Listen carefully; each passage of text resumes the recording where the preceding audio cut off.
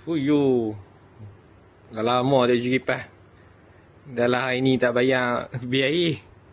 Orang orang PBA pula potong ayam. Aduh. Gaji. Hai, macam mana lah aku nak cuci kipas ni. Hai. Hari ni berapa kali aku jumpa pendatang ni. Ni memang betul-betul dia suruh aku beli ni. Hai, tak apa lah. Pakailah. Okay. Fuyo. Boleh cuci yo. Tak pakai air. Fuyo. Tengok. Hei, senang buat kerja tak payah pakai air. Hei, senang. Yang mana nak cari? Macam biasa, beg oren.